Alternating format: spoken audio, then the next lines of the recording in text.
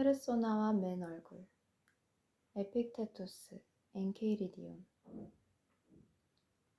페르소나라는 말이 있다. 아주 오래전 로마 시절 연극 무대에서 배우들은 가면을 쓰고 연기를 했다고 한다. 바로 이 가면이 페르소나이다.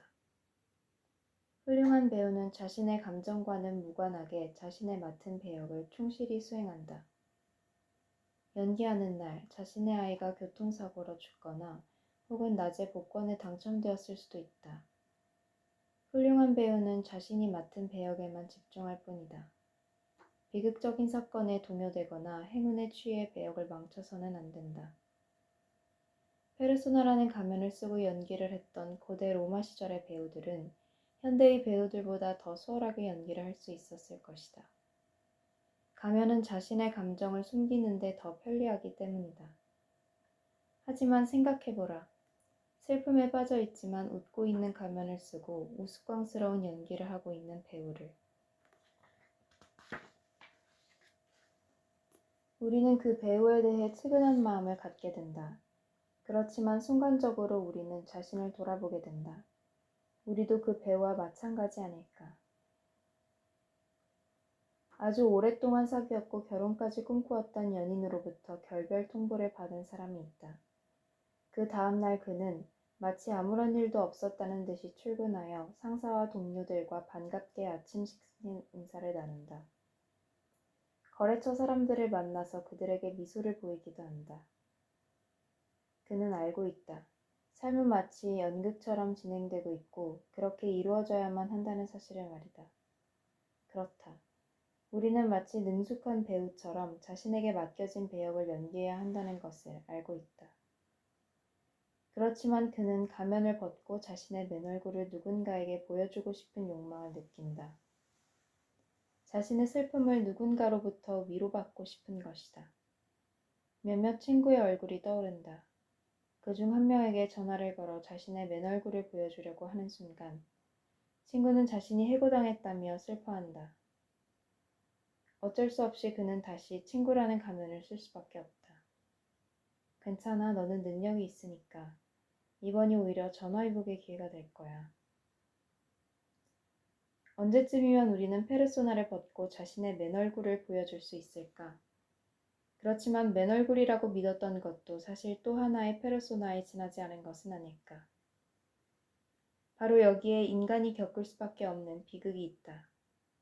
자신의 페르소나를 애써 벗자마자 맨얼굴이 아니라 새로운 페르소나를 발견할 수도 있기 때문이다. 도대체 우리의 맨얼굴은 얼마나 많은 페르소나를 벗겨야만 찾을 수 있는 것일까? 아니, 맨얼굴이라는 것이 있기는 한 것일까? 고민을 거듭하던 중 아주 오래전 인간의 삶이란 연극에 불과하다는 통찰에 이른 철학자가 한 명 떠오른다. 바로 에픽테토스이다. 너는 작가의 의지에 의해서 결정된 인물인 연극 배우라는 것을 기억하라. 만일 그가 연극이 짧기를 바란다면 짧을 것이고 만일 길기를 바란다면 길 것이다. 만일 그가 너에게 거지의 구실을 하기를 원한다면 이 구실조차도 또한 능숙하게 연기해야 한다는 것을 기억하라. 만일 그가 절름발이를, 공직 관리를, 평범한 사람의 구실을 하기를 원한다고 해도 이와 마찬가지이다. 엔케이리디온. 에픽테토스에게 작가는 신을 의미한다. 그러니까 그에 따르면 신은 우리가 태어나기도 전에 우리가 연기해야 할 배역들을 모두 정했다는 것이다. 그 배역에 따르면 우리는 거지가 될 수도 있고 왕이 될 수도 있고 사형수도 될 수 있고 절름발이가 될 수도 있다. 에픽테토스는 왕이 되었다고 뻐길 필요도 없고 거지가 되었다고 해서 슬퍼할 이유도 없다고 한다. 왕이나 거지는 자신과는 아무런 상관이 없는 것이기 때문이다. 그것은 단지 삶이란 연극판에 부여된 배역에 지나지 않는다. 연기를 마치면, 그러니까 이 세상을 떠나게 되면 우리는 모두 배역에 충실했던 배우들이었을 뿐이다. 어린 나이에 죽을 병에 걸렸다고 슬퍼할 이유도 없다. 단지 자신이 맡은 배역이 그럴 뿐이기 때문이다.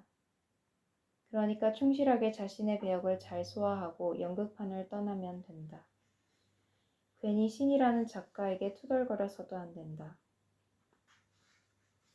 왜 저에게 이런 초라한 배역을 주었나요? 이 말을 듣는다면 작가는 말할 것이다. 누군가 어차피 그런 배역을 맡을 수밖에 없었다. 프로답게 연기에 집중해야지 왜 아마추어처럼 투덜대는 거니? 에픽테토스의 신이 종교적이라서 불편하다면 작가를 사회나 그 속에서 만나게 되는 타인들로 바꾸어 이해해도 좋을 것이다. 우리는 특정한 사회를 선택해서 태어날 수 없다. 오히려 우리는 특정한 사회 속에서 던져져 살아가도록 운명지어진 존재이다. 이 사회는 우리로 하여금 어떤 배역을 맡도록 강제한다. 결혼해서 시부모를 만났을 때 젊은 신부는 시부모와의 관계에 어울리는 페르소나를 써야만 한다. 또한 어렵게 들어간 회사에서 신입사원은 직장 상사와의 관계에 어울리는 페르소나를 써야만 한다. 그러나 인간은 평생 가면을 쓰고서는 살 수가 없다. 외롭기 때문이다. 자신의 맨얼굴이 아니라 자신이 불가피하게 쓰고 있는 페르소나만을 좋아하는 사람들 속에서 우리는 고독을 느낄 수밖에 없다. 그렇지만 불행히도 대부분 사람들은 자신의 페르소나가 자신의 맨얼굴이라고 믿는 삶을 살고 있다. 이럴 경우 맨얼굴은 페르소나에 가려 빛을 보지 못하고 쭈글쭈글 망가지고 있는 것 아닐까. 다행스럽게도 에픽테토스는 자신의 맨얼굴을 가꾸는 방법에 대해 넌지시 알려준다. 존재하는 것들 가운데 어떤 것들은 우리에게 달려있는 것들이고 다른 것들은 우리에게 달려있는 것들이 아니다. 우리에게 달려있는 것들은 믿음, 충동, 욕구, 혐오, 한마디로 말해서 우리 자신이 행하는 모든 일이다. 반면에 우리에게 달려있지 않은 것들은 육체, 소유물, 평판, 지위, 한마디로 말해서 우리 자신이 행하지 않는 모든 일이다. 엔케이리디온. 에픽테토스는 우리가 통제할 수 있는 것과 그렇지 않은 것을 구분한다. 전자가 우리의 맨얼굴과 관련된 것이라면 후자는 페르소나와 관련된 것이다. 우리가 통제할 수 없는 것 혹은 우리에게 달려있지 않은 것들이 페르소나와 관련될 수 있는 이유는 자신의 건강이나 재산 상태 혹은 평판이나 지위가 모두 타인들에 의해 평가되고 이해되는 것이기 때문이다. 에픽테토스는 섬세한 철학자였다. 그는 우리의 삶이 연극판처럼 진행된다는 사실을 통찰했지만 연극을 맡은 배역 이면에 있는 맨얼굴의 중요성을 정확히 인식했다. 그에게는 우리에게 달려있는 것들, 즉 우리 자신의 고유한 믿음, 충동, 욕구, 혐오 등 우리 자신의 맨얼굴에 해당하는 것도 페르소나만큼이나 중요한 것이었다. 에픽테토스는 페르소나와 맨얼굴을 동시에 가지고 삶을 영위해야만 하는 인간의 숙명을 간파했던 철학자였다. 다시 말해 페르소나에 집착하다가 맨얼굴을 망각하거나 혹은 맨얼굴에 신경 쓰다가 페르소나를 경시하는 것, 이 두 가지 극단에서 벗어나야 한다는 것이다. 그의 성찰로 인해 우리는 삶에서 겪는 모든 고통과 갈등이 어디로부터 유래했는지 이해할 수 있다. 그것은 맨얼굴을 드러내야 할 때 페르소나를 쓰거나 반대로 페르소나를 드러내야 할 때 맨얼굴을 보여주려 해서 발생하는 것이다. 그러나 잊지 말자. 맨얼굴이 없다면 페르소나를 쓰는 일도 없다는 사실을.